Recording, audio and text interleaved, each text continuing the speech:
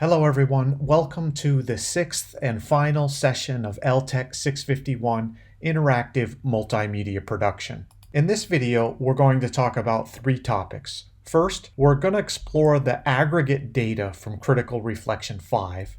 Then, I want to discuss ways that you can continue learning about multimedia after the conclusion of this course. And then finally, we'll end by reflecting on the class as a whole. So let's get started. So Critical Reflection 5 asked you to evaluate a multimedia presentation that you found on Merlot. And of course, one of the things we have to keep in mind is the quote from Mayer, this idea that all multimedia presentations are not equally effective. Some are good and some are bad in terms of their efficiency and their effectiveness with different types of learners.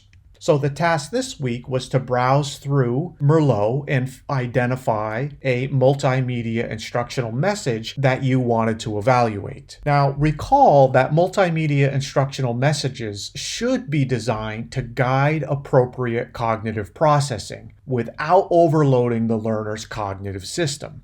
And there are three things that effective multimedia instructional messages do to help guide appropriate cognitive processing. They minimize extraneous processing, they account for essential processing, and they promote generative processing.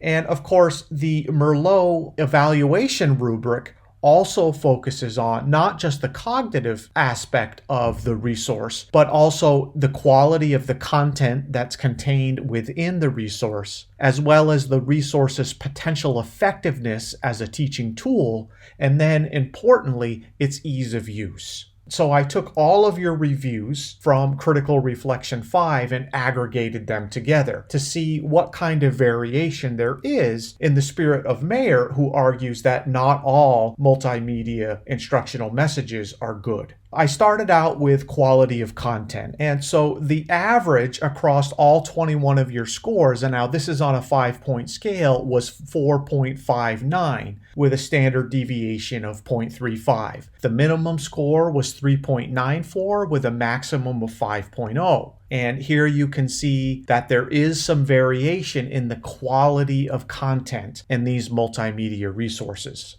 I also did the same thing for potential effectiveness as a teaching tool. Here, there was more variation and the average was lower at 4.25. The minimum was 3.43 with a maximum of 4.92.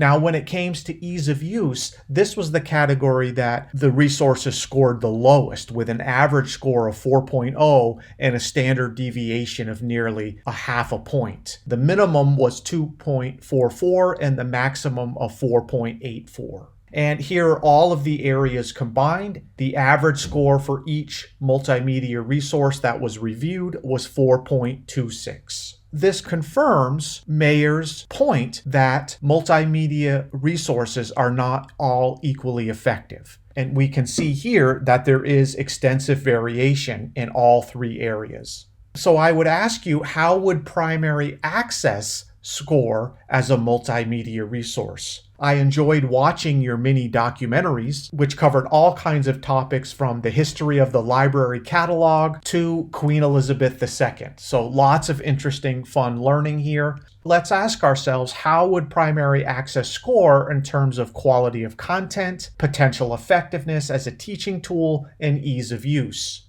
My suspicion is most of you would criticize this drastically in terms of ease of use. Let's set aside the fact that it's a little bit buggy right now. Interestingly, I want to draw your attention to some really strange interface design decisions. So for example, I've highlighted this menu here that drops down when you click on picture options. One of the strange design decisions has to do with why the load and save project options are listed under the picture settings. Those are not the same things, and ultimately, these unconventional interface design decisions add unwanted cognitive load to the experience, making this software difficult to use. That's all I wanted to say about primary access, but I thought it would be fun to take a look at it from the three areas in the Merlot rubric. So now I want to talk a little bit about possible next steps, where you might go from here, given that this is the final week of the semester. Well, there's different ways to answer this question. Throughout the course, we've acknowledged the idea that designing and developing multimedia instructional messages is an interdisciplinary endeavor. And so some questions for you to contemplate are, what classes can you take to learn more in each of these areas?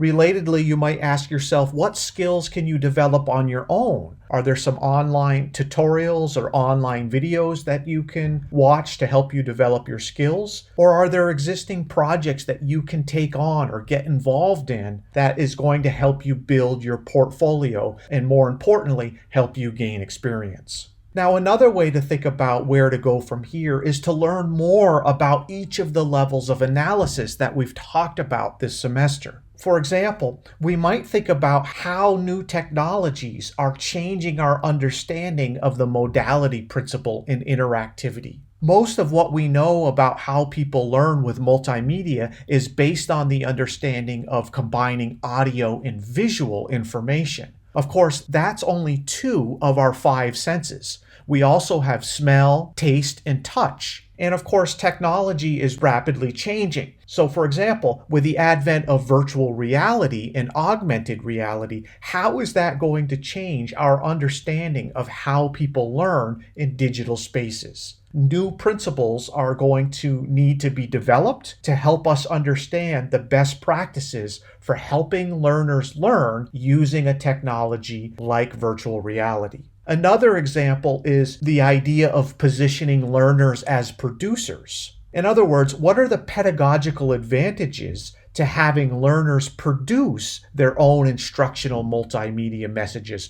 rather than just being consumers of multimedia messages? If you're interested in that question, check out the concepts such as Henry Jenkins' participatory culture, as well as the maker movement in education. Both of those have a lot to say about why it's important for learners to be producers of media. And in this case, we might be talking about multimedia. Another example is to focus on collaboration with multimedia. In other words, how do learners collaborate with the help of computers and other communication technologies? So for example, if you take a look here on the left, here is an article titled From Cognitive Load Theory to Collaborative Cognitive Load Theory.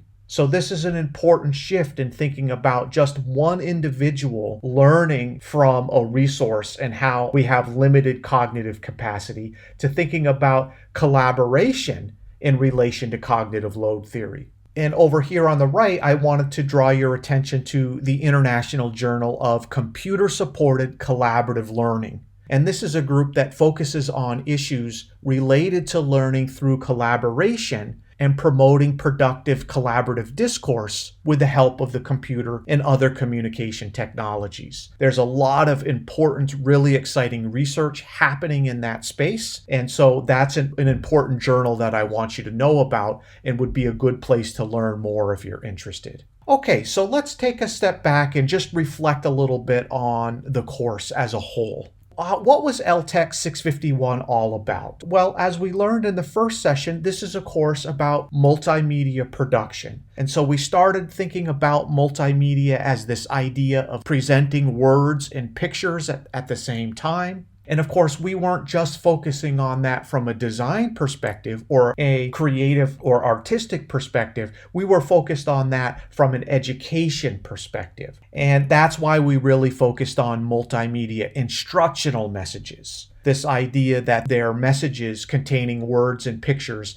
that are intended to foster learning, not just to entertain. What about the course objectives? Well, the first objective was to understand, analyze, and evaluate how people learn with and from multimedia. I hope you feel we've talked about that. Our second course objective was to understand and evaluate interactivity and its role in learning and engagement. Our third objective was to understand and apply multimedia design principles to actual multimedia productions. And lastly, our fourth objective was to create original multimedia instructional messages using modern authoring tools. So stepping back and looking at these 4 objectives, I hope you felt we accomplished those in the 6 short weeks that we worked together. Finally, I want to thank each and every one of you. It's been a pleasure working with you this semester. Your energy and enthusiasm and your commitment to really thinking through this material and engaging with the activities and projects